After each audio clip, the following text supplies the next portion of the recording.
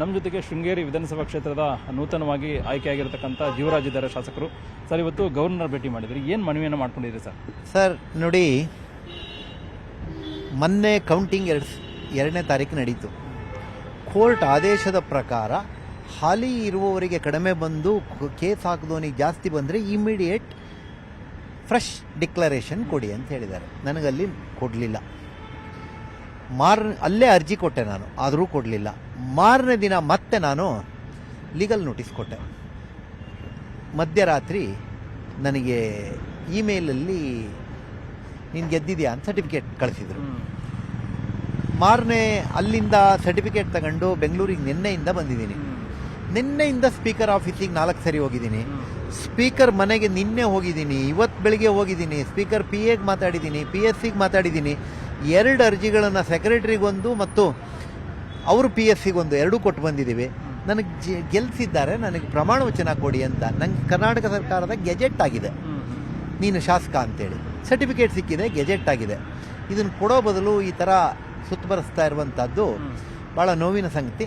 ಮತ್ತು ರಾಜ್ಯಪಾಲರು ಇದರ ಕಸ್ಟೋಡಿಯನ್. ರಾಜ್ಯಪಾಲರಿಗೆ ನಾವು ಮನೆಯಲ್ಲಿ ಅಪ್ಪ ನಾವು ಕೇಳಿದ್ದನ್ನು ಕೊಡದೇ ಇದ್ದರೆ ನಾವು ಯಾರ ಹತ್ರ, ಅಜ್ಜನ ಹತ್ರ ಕೇಳಬೇಕು, ಇಲ್ಲ ಅಮ್ಮನ ಹತ್ರ ಕೇಳಬೇಕು. ಹಾಗಾಗಿ ದೊಡ್ಡವ್ರಿಗೆ ಕಂಪ್ಲೇಂಟ್ ಮಾಡಬೇಕು ಅಂತ ಬಂದಿದ್ದೀವಿ. ಹಾಗಾಗಿ ಅವ್ರ ಹತ್ರ ಇದನ್ನೆಲ್ಲ ಹೇಳಿದ್ದೀವಿ. ಮತ್ತು ಈ ಸರ್ಟಿಫಿಕೇಟು, ನೋಟಿಫಿಕೇಷನ್ನು ಎಲ್ಲವನ್ನೂ ತೋರಿಸಿದ್ದೀವಿ. ಅವರು ಇದ್ರ ಪ್ರಕಾರ ಈ ದೇಶದ ಆ್ಯಕ್ಟ್ ಪ್ರಕಾರ 188ನೇ ಕಲಂ ಪ್ರಕಾರ ರಾಜ್ಯಪಾಲರ ಪವರ್ ಅದನ್ನು ಅವ್ರು ಡೆಲಿಗೇಟ್ ಮಾಡಿರ್ತಾರೆ. ನಾನು ಮಾಡೋಕ್ಕಾಗಲ್ಲ, ನೀನು ಮಾಡು ಅಂತ ಸ್ಪೀಕರಿಗೆ. ಹಾಗಾಗಿ ನಿಮ್ಮ ಪವರ್ ಅದು, ನೀವು ಕೊಡಿ ಅಂತ ಕೇಳಿದ್ದೀವಿ. ಅವರು ಸ್ಪೀಕರ್ ಸಾಹೇಬರಿಗೆ ಹೇಳಿದ್ದಾರೆ, ನೀವು ಇದನ್ನು ಕೊಡಿ ಅಂತ. ಅವರು ಕೊಡ್ತಾರೆ. ನನ್ನ ಜೊತೆಗೆ ವಿರೋಧ ಪಕ್ಷದ ನಾಯಕರಾದ ಅಶೋಕ್ ಅವರು, ಮಾಜಿ ಗೃಹ ಸಚಿವರಾದಂಥ ಜ್ಞಾನೇಂದ್ರ ಅವರು ಕೂಡ ಬಂದಿದ್ದರು. ನಾವು ಮಾತಾಡಿ ಬಂದಿದ್ದೀವಿ. ನನಗೆ ಕೊಡ್ತಾರೆ ಅಂತೇಳಿ ಭರವಸೆ ನನಗಿದೆ. ಪ್ರಮಾಣ ಪತ್ರ ಇದೆ, ಮತ್ತೊಂದು ಕಡೆ ರಾಜ್ಯಪತ್ರ ಕೂಡ ಇದೆ ಅನ್ನೋದು ಇದೆ. ಇದ್ರ ನಡುವೆ ಸರ್ಕಾರದಲ್ಲಿರ್ತಕ್ಕಂಥ CM DCM ಎಲ್ಲರೂ ಕೂಡ ನಿಮ್ಮ ಮೇಲೆ ಆಪಾದನೆ ಮಾಡಿದರೆ ದೊಡ್ಡ ಮಟ್ಟದ ಡಕಾಯಿತಿ ನಡೆದಿದೆ. ಇಲ್ಲೊಂದು ಕಡೆ ಕೇಂದ್ರ ಸರ್ಕಾರ ಒತ್ತಡ ಹಾಕಿ ಚುನಾವಣಾಧಿಕಾರಿ ಮೇಲೆ, ಜಿಲ್ಲಾಧಿಕಾರಿ ಮೇಲೆ ಈ ರೀತಿ ಮಾಡ್ತಾ ಇದೆ, ಅನುಮಾನ ಇದೆ ನಮಗೆ. ಅದ್ರ ಬಗ್ಗೆ ಉನ್ನತ ಮಟ್ಟದ ತನಿಖೆಯನ್ನು ಮಾಡ್ತೀವಿ ಅಂತ. ನನಗೆ ಇಷ್ಟು ದಿನ ಅವರು ಚುನಾವಣಾಧಿಕಾರಿ ಅಂತಿದ್ರು. ನಂಗೆ ಏನನ್ಸಿರ್ಲಿಲ್ಲ. DC ನಿಮ್ದಲ್ಲ ಸರ್, ಕರ್ನಾಟಕ ಸರ್ಕಾರದ ಕೆಳಗಡೆ ಇದ್ದಾರೆ, ನೀವೇ ಟ್ರಾನ್ಸ್ಫರ್ ಮಾಡೋರು, ನಿಮ್ಮ DPR ಕೆಳಗಿದ್ದಾರೆ.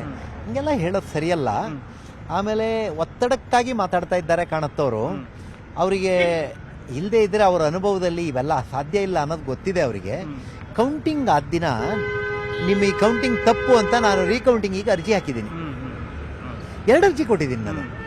ಕೋರ್ಟಲ್ಲಿ ನಾವು 3 ವರ್ಷದಿಂದ ಫೈಟ್ ಮಾಡ್ತಾ ಇದ್ದೀವಿ. ನಾವೇನಾರು ನಾವು ಉಳಿದವ ಯಾವ ಹಾಕದೇನೆ ನಾನು ಇದು ಕೇಳ್ತಿದ್ದೆ, ಏನನ್ನ ಇಂಟ್ರಿ ಮಾಡ್ರು ರೀಕೌಂಟಿಂಗ್ ಕೊಡಿ ಅಂತ. ಯಾಕಂದ್ರೆ ನಾನು ಹೆಂಗೋ ಗೆಲ್ತೀನಿ ಅಂತ. ನಾವು ಈ 3 ವರ್ಷ ಇಂಟ್ರಿ ಮಾಡ್ರೆ ಕೇಳಿಲ್ಲ ಅಲ್ಲ, ನಾವು ಎಲ್ಲಿ ಕೇಳಿದ್ದೀವಿ. ಆಮೇಲೆ ಅವರು ಸುಪ್ರೀಂ ಕೋರ್ಟಿಗೆ 2 ಸರಿ ಹೋಗಿದ್ದು, ಹೈಕೋರ್ಟಲ್ಲಿ 3 ಸರಿ ಹೇಳಿದ್ದು.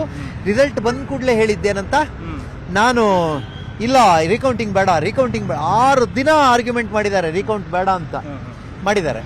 ಹಂಗಾಗಿ ಅವ್ರಿಗೆ ಗೊತ್ತಿದೆ ಅದ್ರೊಳಗಡೆ ತಪ್ಪಿದೆ ಅಂತ. ಹಂಗಾಗಿ ಈಗ FIR ಸೋತವ್ರು, ನಾನು ಸೋತಿದ್ದೆ, ಕಂಪ್ಲೇಂಟ್ ಕೊಟ್ಟೆ, FIR ಮಾಡಿದ್ರ? ನಾನು ಅವತ್ತು ಕೊಟ್ಟಿದ್ನಲ್ಲ, ತಪ್ಪಾಗಿದೆ ಅಂತೇಳಿ ಕೊಟ್ರೆ ನನ್ನನ್ನು ಕೇಳಲೇ ಇಲ್ಲ ಯಾರು ನೀವು. ಈಗ ನಿಮ್ಮ ಪಕ್ಷದವ್ರು ಆದ ಕೂಡಲೇ FIR ಮಾಡಿಬಿಡ್ತೀರಾ? ಕೋರ್ಟಲ್ಲಿ FIRಗೆ ಸ್ಟೇ ಕೇಳಿದ್ದೀವಿ. ಕೋರ್ಟು ಇವತ್ತು ಸ್ಟೇ ಮಾಡಿದೆ, ನಾಳೆ ಅಲ್ಲ ನಾಡಿದ್ದಿಗೆ ಮತ್ತೆ ಬಂದಿದೆ. ಕೊನೆ ಪ್ರಶ್ನೆ ಸರ್, ಒಂದ್ ಕಡೆಗೆ ಸರ್ಕಾರದಲ್ಲಿರತಕ್ಕಂಥ CM DCM ಮಾತು, ಸ್ಪೀಕರ್ ಅವರ ನಡೆ, ಗವರ್ನರ್ಗೆ ಮನವಿ ಮಾಡ್ಕೊಂಡಿದ್ರೆ, ಇದ್ರ ನಡುವೆ ಮುಂದಿನ ನಮ್ಮ ನಡೆ ಏನಿರುತ್ತೆ ಅಂತ ಸರ್ ನೋಡೋಣ. ಎಲ್ಲವೂ ಶಿವಕುಮಾರ್ ಅವರೇ ಹೇಳದಂಗೆ ಎಲ್ಲವೂ ವಿಫಲವಾದರೆ ಪ್ರಾರ್ಥನೆ ಸಫಲವಾಗುತ್ತೆ ಅಷ್ಟೇ. ಹಾಗಾಗಿ ದೇವರು ನನ್ನ ಕೈ ಹಿಡಿತಾರೆ. ಶಿವಕುಮಾರ್ ಸಾಹೇಬರು ಮತ್ತು ಸಿದ್ದರಾಮಯ್ಯನವ್ರ ಬಗ್ಗೆ ನಾನು ಅಪಾರವಾದ ಗೌರವ ಹೊಂದೋನು. ಅವರು ಹಿರಿಯರು, ಹಿಂಗೆ ಮಾತಾಡಬಾರ್ದಾಗಿತ್ತು. ದೊಡ್ಡವ್ರು ಮಾತಾಡಿದ್ರು ಅಂತ ನಾನು ಅವ್ರ ಬಗ್ಗೆ ಹಗುರವಾಗಿ ಮಾತಾಡಿದ್ರೆ ಗೌರವ ಇರಲ್ಲ. ನಾನು ಅವ್ರ ಬಗ್ಗೆ ಮಾತಾಡಲ್ಲ. ಪ್ರಮಾಣ ವಚನ ಬೋಧಿಸನೆ ಮಾಡೋಕ್ಕೆ ರೆಡಿ ಇಲ್ವಾ ಸರ್ ಸ್ಪೀಕರ್ ಅವರು? ಸ್ಪೀಕರ್ ಅವರು ಸ್ವಲ್ಪ ಚೂರು ಹಂಗೆ ಹಿಂಗೆ ಹೇಳ್ತಾ ಇದ್ದಾರೆ. ಆದರೆ ಈಗ ಕೊಡ್ತಾರೆ ಅಂತ ನಾನು ಅನ್ಕೊಂತೀನಿ. ಯಾಕಂದರೆ ಇಲ್ಲ, ಅವರಿಗೂ ಕೊಡ್ಬೇಕಂತ ಇರುತ್ತೆ, ಆದ್ರೆ ಏನೇನೋ ಒತ್ತಡಗಳಲ್ಲಿ ಉಳಿದಿರ್ತಾರೆ, ಕೊಡ್ತಾರೆ ಅಂತ ಅನ್ಕೊಂತೀನಿ. Thank you, sir. ಮಳೆ ಬರ್ತಾ ಇದೆ. ಇದಿಷ್ಟು ಜೀವರಾಜ್ ಅವರ ಮಾತು. ಮುಖ್ಯವಾಗಿ ಪ್ರಮಾಣ ವಚನವನ್ನು ಬೋಧನೆ ಮಾಡಬೇಕು ಸ್ಪೀಕರ್ ಅವರು. ಹೀಗಾಗಿ ನಾವು ಗವರ್ನರ್ ಮನವಿಯನ್ನು ಮಾಡ್ಕೊಂಡಿದ್ದೀವಿ ಮಾತನ್ನು ಹೇಳ್ತಾ ಇದ್ದಾರೆ ನ್ಯೂಸ್ 18ಗೆ. ಕ್ಯಾಮರಾ ಪರ್ಸನ್ ಗುರುಶೇಖರ್ ಜೊತೆಗೆ ಕೃಷ್ಣ ಜಿವಿ, ನ್ಯೂಸ್ 18 ಕನ್ನಡ, ಬೆಂಗಳೂರು. ನಿರ್ಭೀತ, ನಿಷ್ಪಕ್ಷಪಾತ, ವಿಶ್ವಾಸಾರ್ಹ ಸುದ್ದಿಗಳಿಗೆ ಮತ್ತೊಂದು ಹೆಸರಾಗಿರುವ ನ್ಯೂಸ್ 18 ಕನ್ನಡ ಈಗ ಆಪ್ನಲ್ಲೂ ಲಭ್ಯವಿದೆ. ದಯವಿಟ್ಟು ಇಲ್ಲಿರುವ QR ಕೋಡ್ ಅನ್ನು ಸ್ಕ್ಯಾನ್ ಮಾಡಿಕೊಂಡು ಆಪ್ ಡೌನ್ಲೋಡ್ ಮಾಡೋದಕ್ಕೆ ಮರಿಬೇಡಿ. ನಿಮ್ಮ ಬೆಂಬಲ ಹೀಗೆ ಸದಾ ನಮ್ಮೊಂದಿಗಿರಲಿ. ಧನ್ಯವಾದ.